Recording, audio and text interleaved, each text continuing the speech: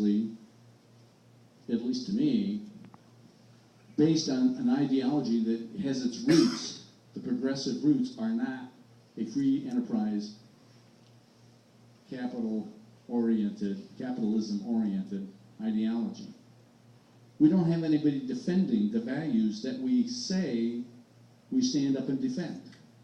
That's concerning to me. And so the only thing that I can think of that will help to fix that problem is for people like you to help some of our elected officials to get us fined.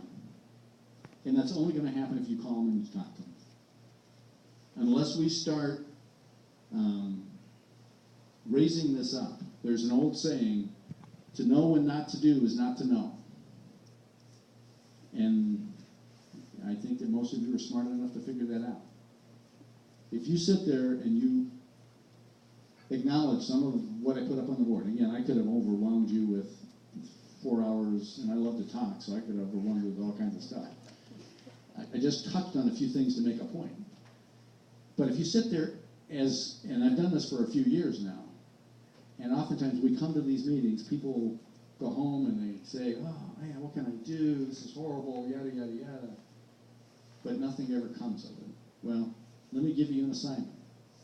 Call Sarah Lafayette, John Eklund, well, I was thinking of the other John, but the Democrat out of Ashtabula. Patterson, thank you. John Patterson, Capri Cafaro, although she's a waste of time, but call those folks and say, you need to put constraints on the WACA. They can. They are authorized. There's nothing preventing them from putting chains on NPOs in the state of Ohio and causing them to focus on what their charter is. Their charter is roads and bridges. They're off the reservation, and they're misusing your tax dollars from my perspective. They should not be using $500,000 to go lobby to raise your taxes. And by the way, if they stop wasting the money that they're wasting, and I can point out a ton of